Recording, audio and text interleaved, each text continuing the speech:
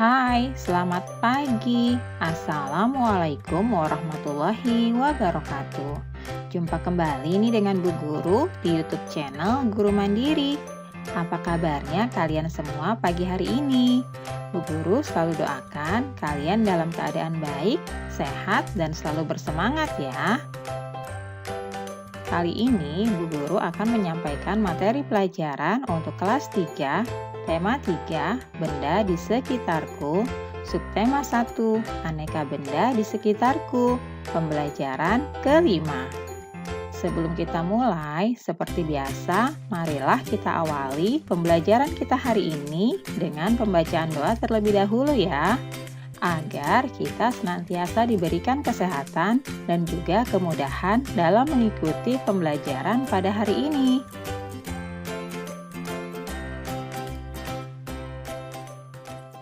Anak-anak masih ingat, bahan untuk membuat benda tidak hanya berasal dari kayu ya, ada kertas dan juga plastik. Perhatikan benda-benda yang ada di rumahmu, benda yang kamu gunakan sehari-hari. Adakah benda yang bukan berasal dari kayu, kertas, atau plastik? Nah, coba kalian perhatikan ya benda-benda di sekitar rumahmu. Tuliskan bahan yang digunakan untuk membuat benda-benda tersebut. Sebutkan nama benda-benda yang dihasilkannya. Apakah kalian sudah menemukan benda-benda selain terbuat dari kertas, plastik, dan juga kayu? Ya, di antara benda-benda tersebut ada benda-benda yang terbuat dari kaca. Benda tersebut antara lain gelas, piring, mangkuk, kacamata, akuarium, jendela, dan peralatan laboratorium. Kaca memiliki sifat kedap air dan tembus cahaya. Oleh karena itu, kaca biasa digunakan untuk membuat benda yang tahan air. Coba kalian amati ya, benda yang ada di rumahmu. Adakah benda yang dibuat dari logam? Benda-benda tersebut antara lain panci, penggorengan, sendok sayur, sendok makan, kerangka mobil, dan juga pagar rumah. Menurut kalian, mengapa benda-benda tersebut dibuat dari logam? Karena logam memiliki sifat yang kuat, dapat dibentuk, dan penghantar panas yang baik.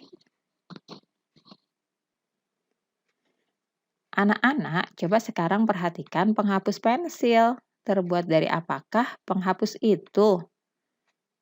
Kalian sudah tahu, penghapus dibuat dari karet. Benda-benda lainnya yang dibuat dari karet antara lain ban, balon, sandal karet, bola, dan sarung tangan. Bagaimanakah sifat karet?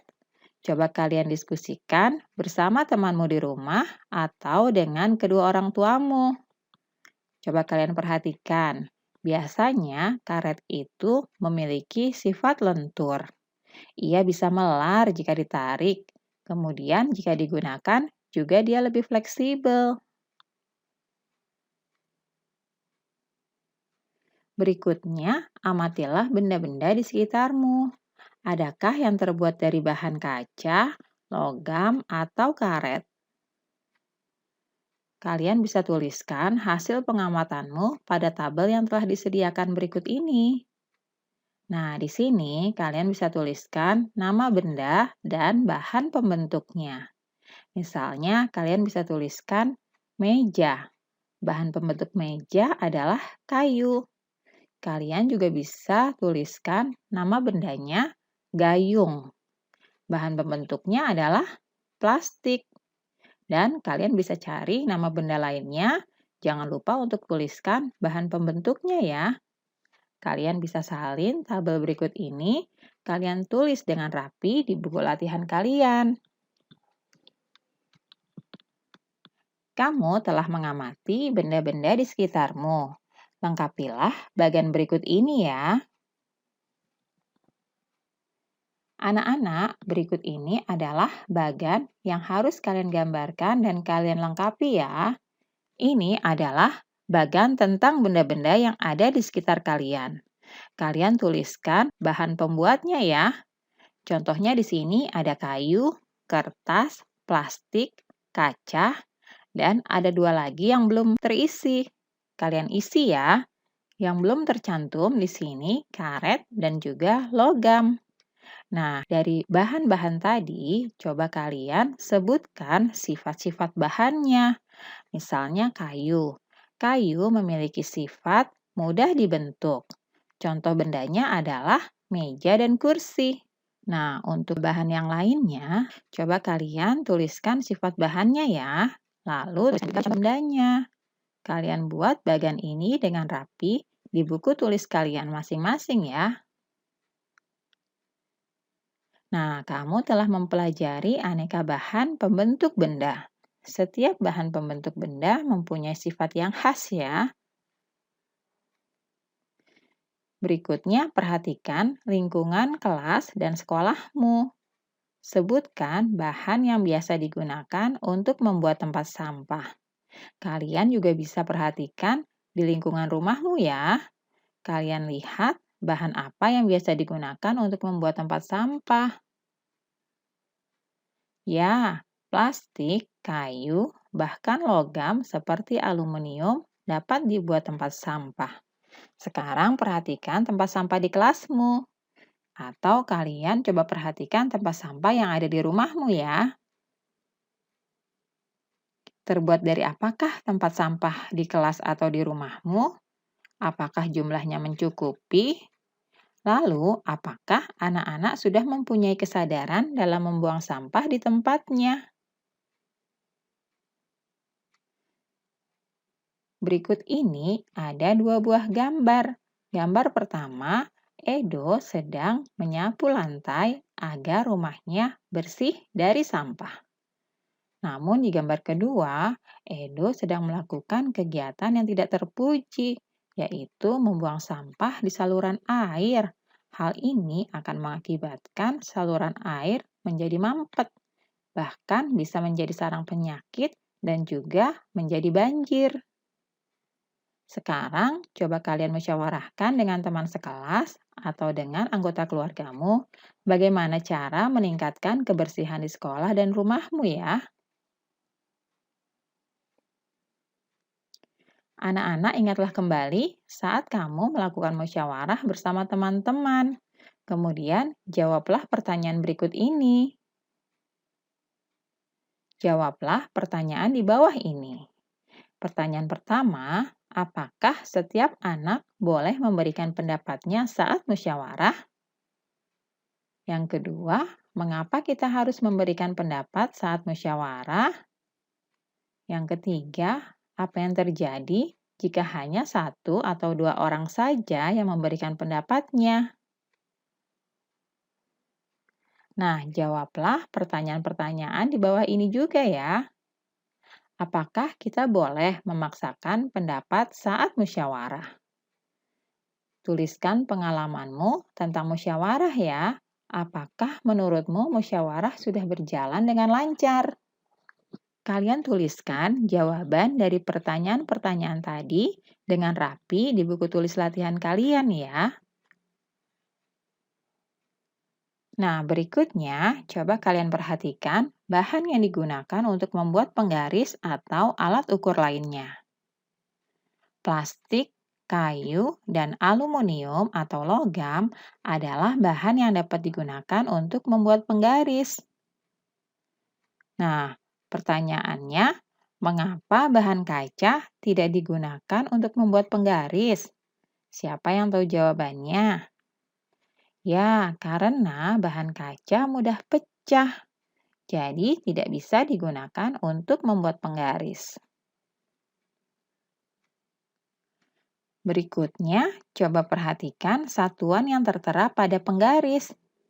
Kalian pastinya punya penggaris kan? Coba kalian perhatikan satuannya ya. kamu akan melihat lebih dari satu satuan panjang. Ada satuan meter atau m, sentimeter atau cm, dan milimeter atau mm. Meter, sentimeter, dan milimeter adalah satuan panjang. Apakah kamu dapat mencari hubungan antara satuan meter, sentimeter, dan milimeter? Coba kalian pikirkan ya. Anak-anak masih ingat, 1 meter itu berapa sentimeter ya? Ya, 1 meter itu adalah 100 sentimeter. Dan 1 meter itu berapa milimeter? Benar, 1 meter itu adalah 1000 milimeter. Ini harus kalian ingat betul-betul ya. Sekali lagi, Bu Guru ingatkan, 1 meter sama dengan 100 sentimeter. 1 meter sama dengan 1000 milimeter.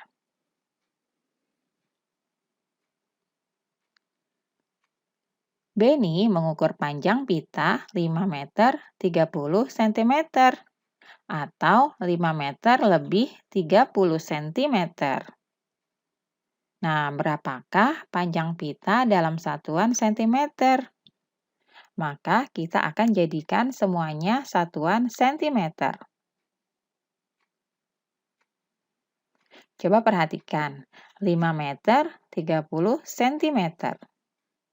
5 meter itu sama dengan 500 cm. Kalian masih ingat 1 meter itu 100 cm. Sehingga 5 meter itu sama dengan 5 kali 100, yaitu 500 cm.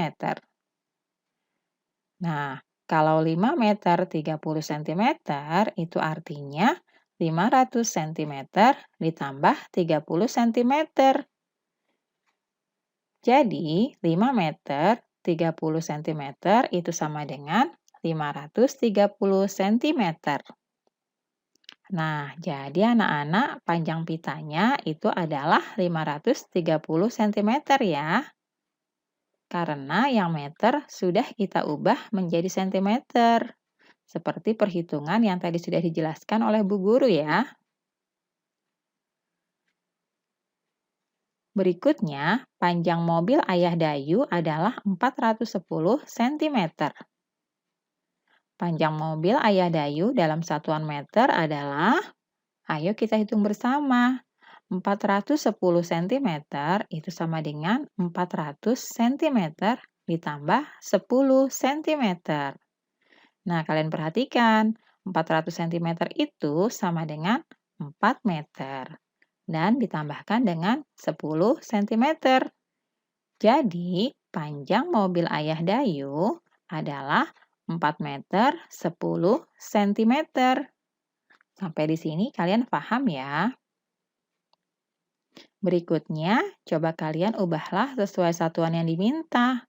Misalnya, untuk nomor 1, 200 cm itu diubah menjadi meter. Nah, kalian masih ingat 200 cm jika dijadikan meter itu menjadi berapa ya? Berarti 200 cm itu adalah 2 meter. Untuk nomor 2, 3, 4, 5 itu kalian kerjakan sendiri ya. Nah, untuk nomor 6, coba kalian perhatikan. Ini tadi sudah dijelaskan ya contohnya. 2 meter 45 cm. Jika dijadikan menjadi satuan sentimeter, maka yang 2 meter kalian harus jadikan sentimeter terlebih dahulu, yaitu 200 cm dan 45 cm. Kalian gabungkan ya, jadi jumlahnya adalah 245 cm. Begitu juga untuk nomor 7, 8, 9, dan 10. Kalian kerjakan seperti contoh tadi ya. Nah, mudah bukan? Kalian tuliskan yang rapi di buku latihan kalian masing-masing. Selanjutnya, lakukanlah aktivitas berikut ini. Pertama, perhatikan gambar benda yang harus kamu ukur. Yang kedua, ukurlah bagian benda sesuai gambar ya. Lalu, tuliskan perkiraanmu terlebih dahulu. Ukur hasil tebakanmu tanpa menggunakan alat ukur. Selanjutnya, ukurlah dengan menggunakan alat ukur. Kalian bisa gunakan penggaris atau meteran ya. Kemudian, lengkapilah tabel di bawah ini dengan hasil pengukuranmu.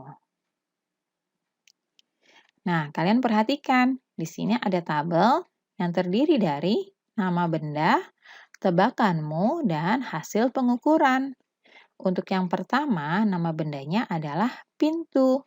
Coba kalian tebak, pintu ini panjang atau tingginya itu berapa meter, berapa sentimeter. Lalu kalian ukur dengan menggunakan alat ukur. Kalian tuliskan di kolom hasil pengukuran. Begitu juga dengan gambar yang kedua. Di sini ada jendela. Kalian coba tebak berapa lebar dari jendela tersebut. Lalu kalian ukur dengan alat ukur dan kalian tulis hasilnya ya. Nah, untuk nama benda lainnya, ada meja, kursi, dan papan tulis. Kalian bisa tuliskan dengan rapi tabel ini di buku latihan kalian. Alhamdulillah, pembelajaran hari ini sudah selesai ya anak-anak. Terima kasih sudah menyaksikan video pembelajaran ini. Semoga bermanfaat. Sampai jumpa lagi di video pembelajaran selanjutnya di YouTube channel Guru Mandiri. Salam sehat dan selalu bersemangat. Wassalamualaikum warahmatullahi wabarakatuh.